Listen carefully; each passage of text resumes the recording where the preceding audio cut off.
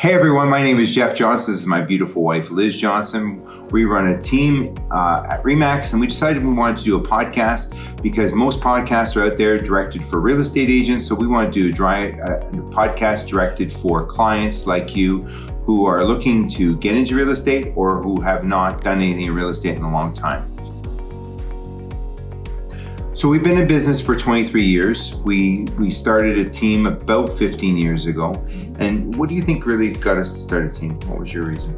I think we just, we're both very customer service focused, and it just got to a point where we were at capacity. We couldn't properly service people, at least not to the level we wanted to anymore. So that's when we got an administrator, then we got a licensed admin that helped us, and that carried us to another level. And then once we got to that level, goals were just starting to drop, and we weren't able to service people to the level we wanted to. So that's when we got our first agent to help us with additional I think that business. really helped us because we were both from a customer service background, me in food service, you in business center service.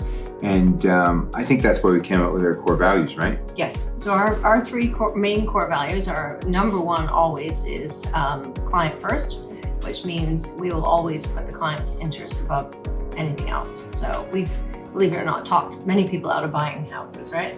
Yeah, most people won't do that because sometimes it's the right thing for the client. You know, it might not be right now or next year, especially we deal with a lot of divorces, a lot of, unfortunately, family passing away, and there's a lot of emotional stuff. Yeah, there's a lot of different reasons.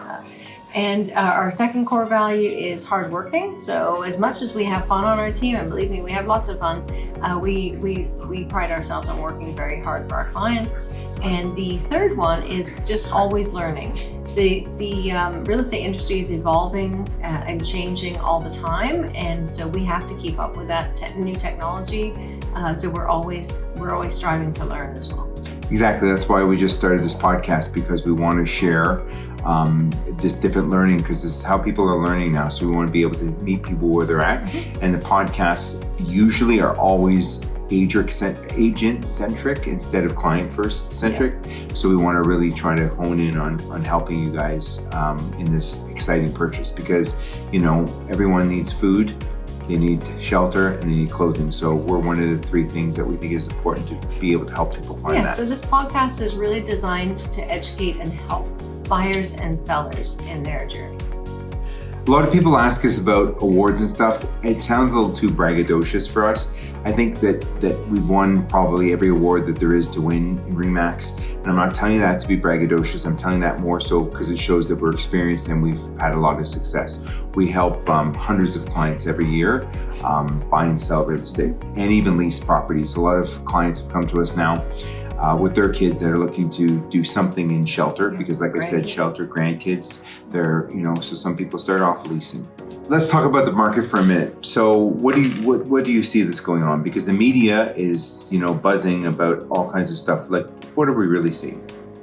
I think the biggest confusion I find with the media and the message that's coming through, it seems to be anyway with the public, is the media obviously is telling us that sales are down, but it's the distinction is that the number of sales are down, but people tend to just automatically hear that prices are down. So I think that's kind of the biggest myth or misunderstanding of the message. And I think they do that on purpose. I think that the sales are down 50%. Like there was something in the blog TO that says sales are down. Yeah, it's big 50%. Headlines. It's a headline grabber. Whenever you see those, like there was just one that said, Toronto home sales have plummeted nearly 50% in just the last year.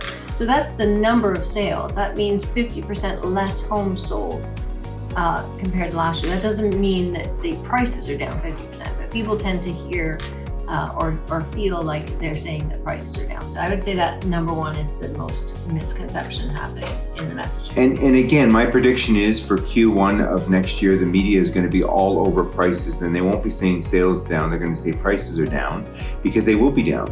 If you look at February, March, and April, when you got the average house price in Toronto was $1.3 million. Yes. Well, yeah, we're back down to reality numbers. And it had to happen. It did, 100%. Last year, the average sale price in Toronto was $1.95 million. and we're, I think, as of this recent market watch, we're $1.2 million. So still, it's a steady climb, but we're down. About 2 months ago, the prices probably bottomed out, and now they're on their way up, very slightly, but they're still on the way up. But that's what the media will be saying. And again, here's the thing. What's phenomenal about real estate is that where can you pay down something if you're paying rent, you're paying down something that goes to you. You're living somewhere because everyone's got a cost of living because rents are up 20%. No, you can't live in your mutual fund. And also, rents are up 20% because I was just, had a client's son that called me and they couldn't believe, 2-bedroom is $3,000 a month. Really? You know how much kind of mortgage that's carrying? And the reality is too, is that yes, interest rates are up, but if you do with the price adjustments, because they're down from 20% for probably the first quarter of this year, like I said, because of up to $1,350,000. So now with the interest rates higher and the price is lower, it's actually less monthly payment. And I find when I'm working with clients, they care about what their monthly payment is more than anything, because that's what everybody budgets on is monthly payment. The one good news too for buyers is that they're not having to buy in that heated market where they had to make a decision very quickly. They didn't have a lot of options or certainly any even ability to negotiate most of the time. So at least it's back to a better climate for buyers if they're getting into the market, because now you can actually negotiate the terms that you want, as opposed to just having to fit into the perfect box for the seller to win the deal. Yeah. And the other thing is that the reality is, which is just funny, because you look at something you had the market for 50 something days and it ended up selling multiple offers at the list price. Yeah. So it's I find that buyers psychologically want to compete because they always think, well, maybe it's not the right one, and as soon as somebody else wants it, they want it, which is weird marketing forces too. And the last thing I guess I'll talk about is that inventory is down about 12% from last year. And again, with 500,000 immigrants coming to Canada and 66%, according to Stats Canada, come to the GTA, then how can the supply inventory go down, but yet more people are coming? So rents are either going to go crazy or people are going to get off the sidelines and get into real estate. And another point is the sales are down about 49%, but the funny thing is 40%, again, according to Stats Canada, are CREA, which is our Canadian Real Estate Association. 40% of all buyers are first-time home buyers. So that kind of makes sense because they're the ones on the sideline thinking, well, should I get in? Shouldn't I get in? And I would just tell people, you got to live somewhere. So why wouldn't you pay somebody else's mortgage instead of your mortgage? Yeah. I think the other point is that a good mortgage broker is really key, because that is for buyers that are trying to make the decision whether to buy now or not. I think a discussion with a mortgage broker is really key because they will advise you according to what they're seeing and also your own situation. So I've had a couple of clients just recently, buyers, who managed to buy in this market when the prices were down a little. Yes, they had to accept a higher interest rate, but the mortgage broker just put them into, I think, a 1-year or a 2-year term versus a 5-year fix, so that, in anticipation of maybe the rates going down again, they can refinance that in a year or two when maybe the rates are better. So a good mortgage broker is really key too. Okay, so another question we get is, what's the minimum down payment? Yes. So let's talk about that. So anything under 500,000, you put 5%. Correct. So that would be 25,000. A condo that you just sold in Square One was 2-bedroom, 2-bath. We sold it for $550,000. So if you wanted to put a lower down payment on that house, for example, after 500,000, you have to put 10%. Yes. So what you'd have to do on that particular purchase is you'd be 25,000 with 5% down on the first 500, and the balance over 500 has to be 10%. So that would be 5,000. So in total, you'd put $30,000 down. Yeah. And again, you can put up to $35,000 out of your RSPs as a first-time home buyer, incentive that they have. So that's definitely one way. And again, 2-bedroom, 2-bath for $550 at Square One, that's a pretty good deal. So it's 5% up to 500,000. Anything from 500,000 to $1 million is 10%, and then anything over $1 million is 20%. And yeah, so if you wanted to buy something for $1 million, you'd be at 200,000. But again, you can get bungalows now, detached houses for under $1 million all over the GTA right now. It's a great time to buy. I think, this spring they're predicting interest rates will soften a bit, and then I think the buyer frenzy is going to continue. What's the cost to buy? Like, what are you looking at if you're a buyer? What's the cost?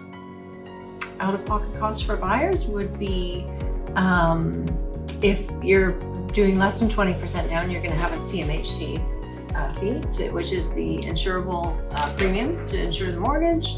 I believe, though, you only pay the tax portion up front. The rest of the balance of the premium, pre-tax premium amount gets built into your mortgage. Then you'd have your land transfer tax, which can be calculated. There's lots of great mortgage calculators. We have a good one on our website, johnson-team.com, which you're welcome to go. It's under buyers, under calculators, and you can play around there. You have to obviously tick off if you're a first-time buyer, you get rebates. So tick off if you're a first-time buyer, and you have to tick off if you're in Toronto, because Toronto has 2 instead of 1. We're special, so we get to pay it twice. Land transfer tax. We've always had the provincial land transfer tax, but for several years now, we've had the municipal one in Toronto as well. So you've got your land transfer tax and your lawyer's fees to close the deal, which should be, for a buyer, probably anywhere around $1,500 to $2,500, depending on what lawyer you use. You can always call a lawyer and get a quote, and then just obviously your moving costs. And then if we just step back for a minute and talk about land transfer tax, that again just tells you that there's no more land in Toronto, there's no more dirt. So that's why they were able to do a second land transfer tax, because they know people want to live in Toronto. They're going to pay it, and they do.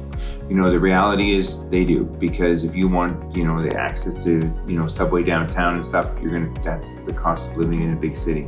Going back into the buying process for first-time home buyers, so there's a couple incentives. There's the land transfer tax savings, which if you're in the city of Toronto, it's $4,000 for the provincial and up to $4,000 for the municipal.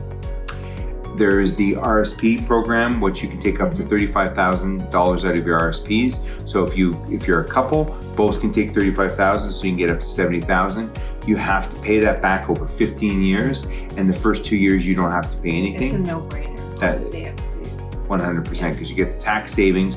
So just for example, you're making $100,000 a year and you bought $35,000 in RSPs, you're only taxed at $65,000, which is and you can only do that once, right? Yeah. When you're first.